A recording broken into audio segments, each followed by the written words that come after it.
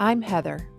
After many wasted years trying outdated approaches to my daughter's addiction that felt wrong to me, harmed our relationship, and didn't help my daughter, I finally found an effective, evidence-based approach that repaired my relationship with her, helped me create my own peace of mind, and made me an ally in my daughter's recovery.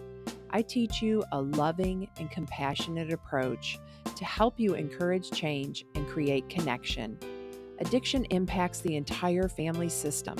Family recovery is the answer. Did you notice my new music and intro? I'm so excited about it. I've wanted to record a new intro that represented the podcast better for a long time now.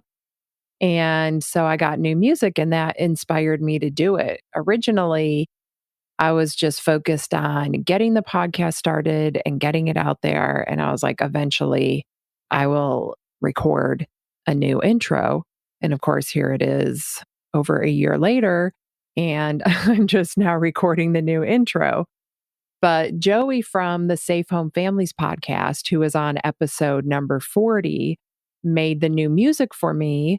And that got me inspired. He's super talented as a musician. So I'm going to put a link in the show notes in case you need any custom music. Today's episode is an updated excerpt from episode number 45, which is the first episode that I made after my daughter Helena died from fentanyl poisoning.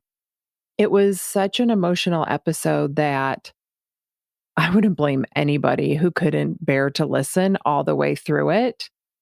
I mean, if it wasn't me going through it, I don't think I could have listened to it.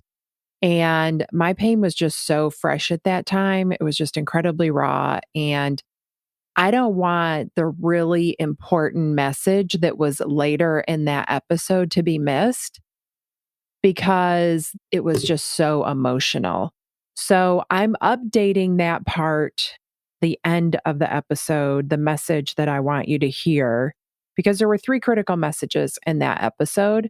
And even if you listened to that one, you should listen again, because after listening to the beginning of it, you might not even remember hearing this part. So the 3 critical messages that I wanted you to hear that were in that episode were: number 1, why we all need our own recovery. This just keeps being shown to me over and over again, where I see this resistance and this belief that the person struggling with addiction or substance abuse is the only one that needs recovery.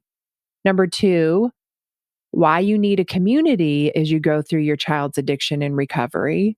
And number 3, connecting to your child through love instead of guilt or shame or anger.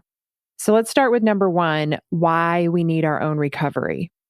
When I first stepped into my first Al-Anon meeting, which was 20 years ago, I was so angry. I was angry about Helena's father's addiction. I was angry that I had to go to meetings because it was his problem. And that's total honesty about how I felt when I went to that meeting. And of course, it's not surprising that I felt that way. I mean, my views were formed mostly from the stigma that I had seen about addiction. None of it was based on science. Even today, 20 years later, there are still more voices in the conversation about addiction that are contributing stigma and the outdated tough love approach that doesn't work rather than science-based facts. So it's no wonder that I resented his addiction, because I didn't understand it. I couldn't understand why he didn't love me enough to quit. I believed that his drinking and substance abuse was a choice.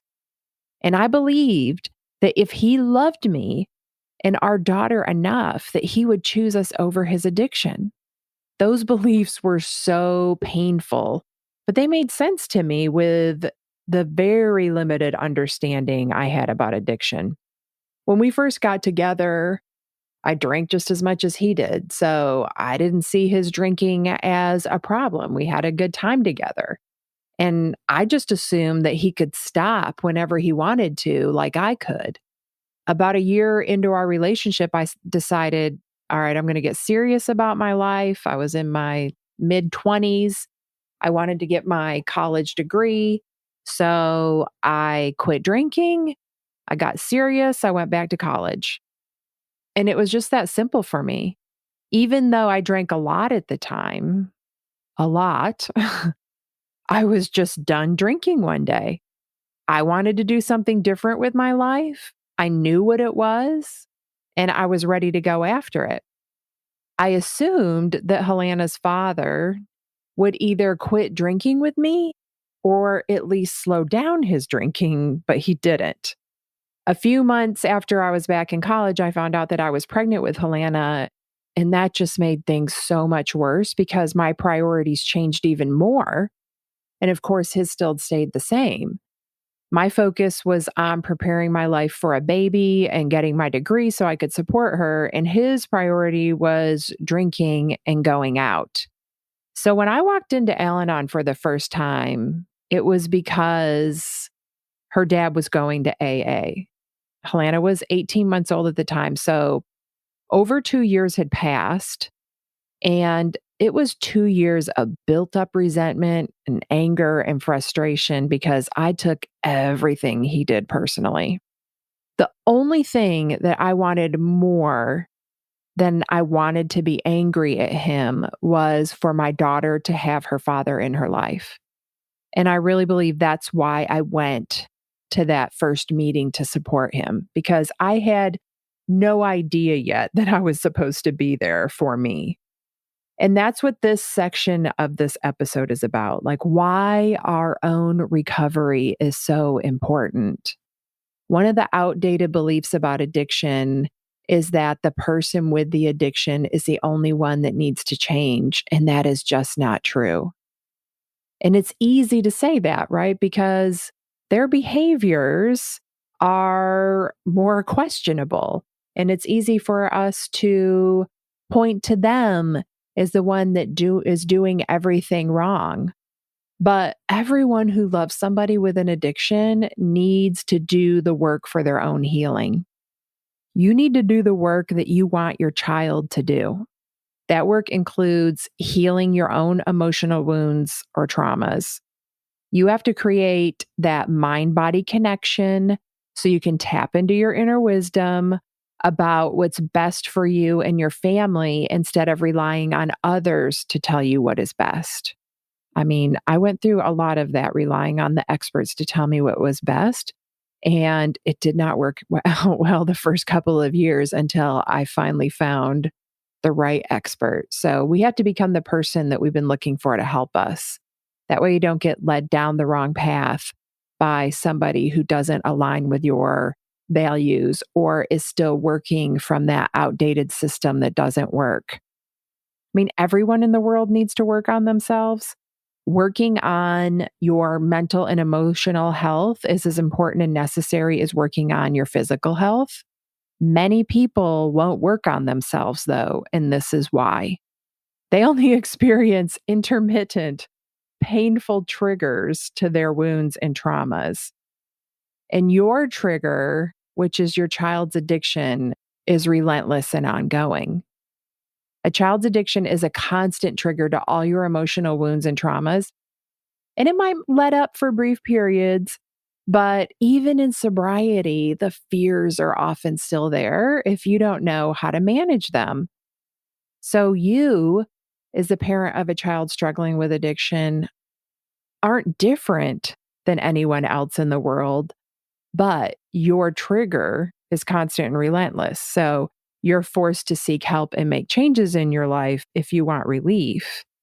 Most other people are able to ignore their emotional wounds and traumas because the trigger for them often goes away. So they think it's the circumstances or the pain points, like a bout of unemployment, a short term illness, an injury, an affair, money problems, something like that. All those circumstances that I just mentioned, they put a spotlight on the lack of coping skills and emotional wounds, but they aren't generally lifelong issues like addiction, so that trigger goes away. and it resolves on its own. And then people think the problem was that circumstance rather than their approach to it. So here's an example of what I'm trying to explain. If I poke your arm and there's no injury there, it doesn't hurt unless I push you super hard or push super hard on your arm. But it still doesn't hurt as much as it would if there was already an injury there. If there's an existing injury on your arm, it's going to hurt more. The bigger the injury, the more it hurts when I poke you. Some injuries can exist and we don't even know about them until they're pushed on. Like these injuries I'm talking about are traumas and emotional wounds that happened throughout your life and they were never resolved. We don't realize they're there until they get poked, like when you discover you have a bruise because you bump it. And your child's addiction is what's poking the wound. It's not the original wound, though. And that's where we get confused and we try to fix our kids. We see the addiction as the problem, and we only try to fix the addiction. We miss the opportunity to heal our own wounds as well. You have a wound, but you're trying to fix it by healing your child's wound, by fixing them. That doesn't fix your wound, though. That's like putting a cast on my broken arm to try to heal your broken arm. We both have a broken arm, so we both need a cast. You have to heal your wound, and your child has to heal theirs. Their addiction is going to continue to poke you, but it will hurt less and less because you are healing. Like I talked about earlier, when there's no original wound there, it hurts less. And their addiction will become like a lighter poke as you work on yourself.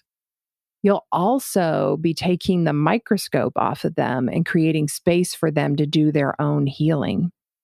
I've been doing this work on myself for years, and that's also some of the work that I do with my clients. Do that work on yourself for yourself, just like you want your child to. Empower yourself. Learn how to manage your emotions in your life instead of needing your child to change so that you can feel better. That's such a powerless feeling. Know how to create your own better without anybody else needing to change no matter what is happening. There's so much freedom in that because that skill can be applied to any relationship, any area of your life. Point number 2, don't carry the pain of your child's addiction alone. I suffered in silence about my daughter's addiction for a long time. And I know that many of you who are listening to this right now are suffering alone in silence too. It's been a long time since I've had to go through anything alone, but I'll never forget the way that felt.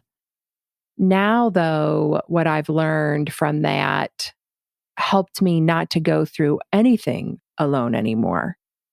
I've belonged to quite a few different groups where other parents were going through addiction with their kids, and just being in their presence and knowing that I wasn't alone made me feel so much better.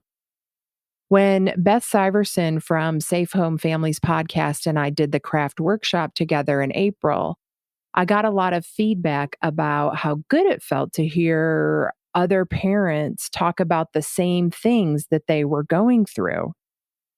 It just feels good to have that sense of not being alone. So now, no matter what I'm going through, I find my people. When I got diagnosed with breast cancer, I joined breast cancer support groups and I got immediate relief by talking to them. Like immediately, as soon as I talked to them, the same day I knew I had cancer, it changed how I was feeling. I didn't feel so alone anymore. And I knew that I could count on other people who knew exactly how I felt. And the same thing happened when Helena died. I started connecting with other parents who lost their kids. I especially searched for mothers who were choosing to live their life even though their child died. Like I looked intentionally for examples of women who were going through the same thing that I was, but they had hope and they were still trying to actively create a good future for themselves. And right now, there is nothing that can replace getting to talk to another mother who understands exactly how I feel about losing my daughter. But before that, before she died, nothing could replace talking to another mother who was going through addiction. It's just so healing to have somebody be able to just really see you and understand you in that way. Because connection is a survival skill. It's a survival skill for us and it's a survival skill for our kids. And I just want to point out that I also have a Facebook group just for parents, and there's a link to that group in the show notes. So if you click that link and you want to join, make sure you answer the questions because I'm very careful about who I let into the group. And if you don't answer the questions, then I can't make sure that I'm protecting the privacy of everybody in the group. So just look out for that. Topic number 3 is how you connect with your kids. So, what emotion are you connecting to your kids through? What feeling do you feel the most when you think of your child?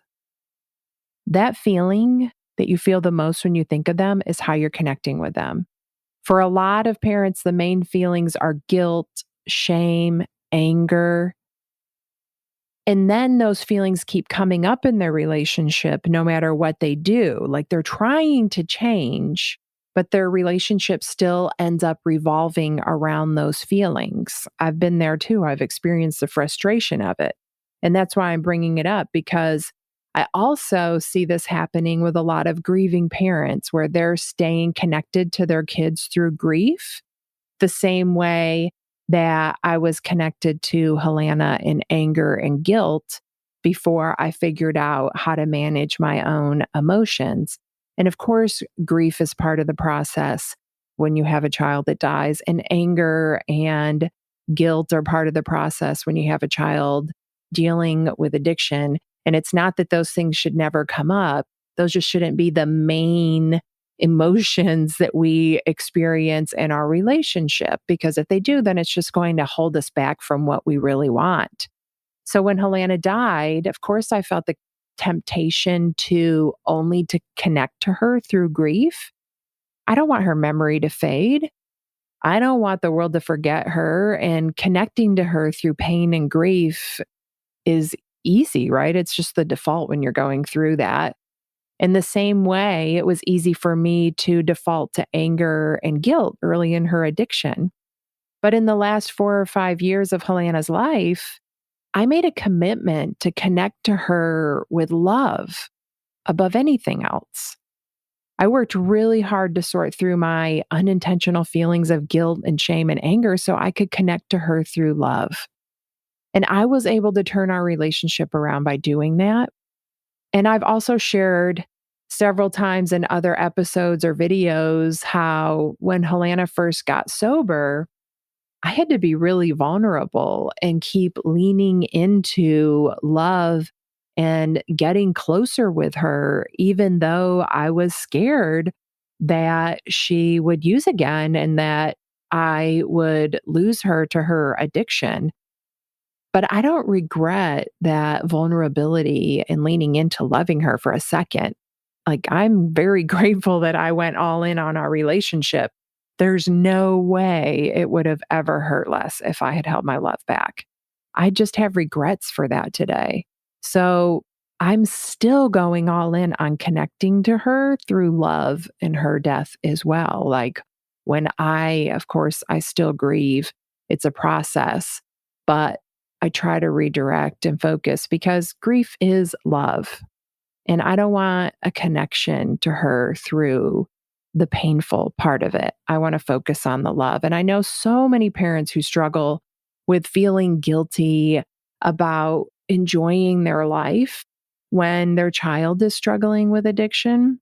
And now I see a lot of parents who are struggling with the guilt of living because their child died from their addiction. So if our kids aren't living and we aren't living, or our kids have died from their addiction and we still aren't living, like, who are we helping?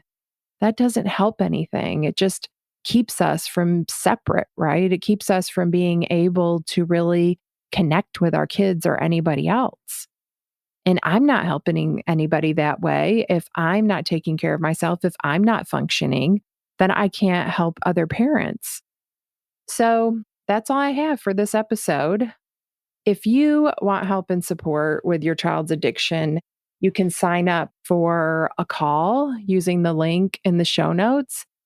I have a lot of people reach out to me and tell me how much the podcast has helped them. But when you really put that intention on yourself and working with me one-on-one, you can take what you have already learned from the podcast and apply it at a whole nother level. So I also have a favor to ask today, because if my podcast has helped you, then I would like to ask you to help me by leaving a review. More reviews equals more listeners. And I put a lot of time into making this podcast. So, of course, I want to help as many people as possible with it. And if you think about something like Amazon, if you're like me, you buy based on reviews. Like if there's 10 products that are the same, I'll look at the reviews and that's how I'll decide which one I'm going to buy. And that's how it is with podcasts. Like people look at the reviews and they decide which one they're going to listen to based on what people say about it. So you'll not only be helping me if you leave a review, but you'll help someone who really needs the podcast find it if you leave a review. So that's a win-win, win-win-win, right? And after you leave a review, also please share the episode with anybody who needs it, and they will really appreciate it. And hopefully maybe you can create connection with that person as well by reaching out to them. So I will talk to you soon. Thank you for listening to this episode. If you want to learn more about my work, go to heatherrosscoaching.com. If you want to help other parents who are struggling with a child's addiction, you can do it two different ways. First, you can share the podcast with them directly, or you can share it on your social media. Second, you can leave a review. Talk to you next week.